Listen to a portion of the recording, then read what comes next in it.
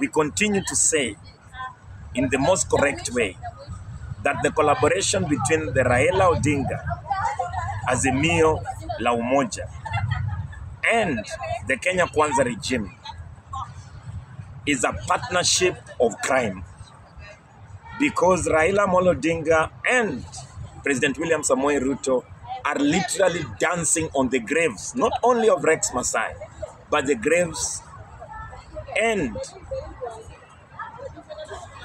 the burial sites for more than 60 of our comrades that were murdered by the government militia and the legitimate police service that continue to extrajudicially kill the young people in this country. This brings us to another important issue on the Gen Z movement leadership. The Communist Party of Kenya has been at the forefront. Myself, particularly Bukangesa Omole, has been at the forefront, not just to mobilize, but to lead processes within the street. We have been blessed by so many other leaders from the Gen Z movement. I could mention, for example, Kasmuel Mokoure, who managed, through his polished talk, to sway the masses on his side. We also see that after the Gen Z movement, there are other leaders that have come to place. For example, Morara Kebaso has been at the forefront on exposing government corrupt activities through the Vampire Diaries. Any effort that has been on the street, particularly, we also have to, please, remember to remind ourselves of the genuine leaders like Senator Omtata that has been at the forefront to advance the issues of the Gen Z atrocities at the floor of the House and in any platform that he finds fit. So he's a friend of the Gen Z movement. He himself, he has the heart of the Gen Z movement. But what we must never do as the leaders in this process of the uprising is to cut deals with the enemies of the Kenyan people. I could say that Kasmuel Mokoure is not beyond. He can still redeem himself. But if he continue to pal around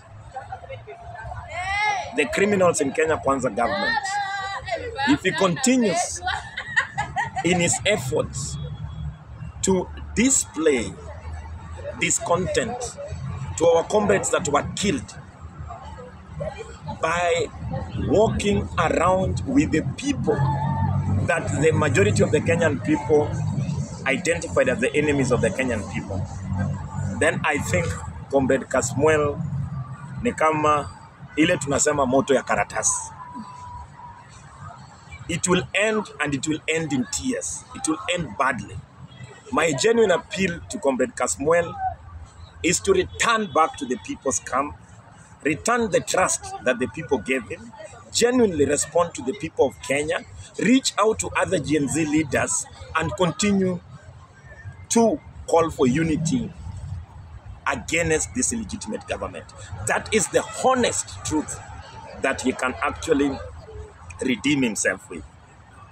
I see him working with the ODM operatives. In fact, yesterday, we were shocked that he decided to take the line of celebrity activism at the People's Assembly. He called himself a person who has paid the highest price. But if Kasmuel is saying he has paid the highest price, what about Rex Masai who has died in the process? What about the people who have died in the process? What about the people who have come out in the streets every day?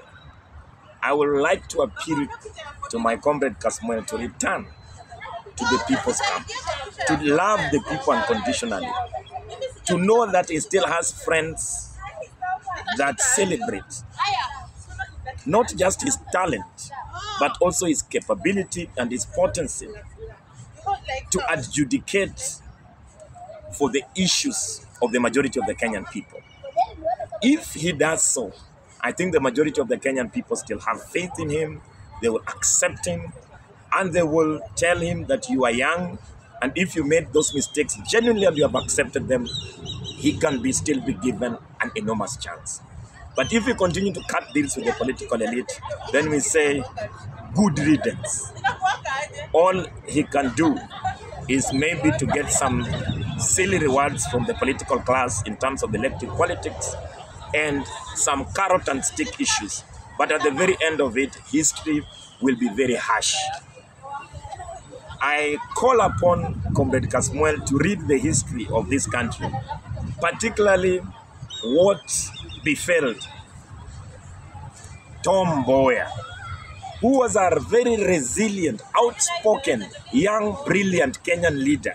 Unfortunately, he fell into unpopular, anti-people relationship with the United States CIA. In fact, now, there are even enough evidence to be convinced that Tom Mboya was indeed murdered by the United States imperialism through the CIA.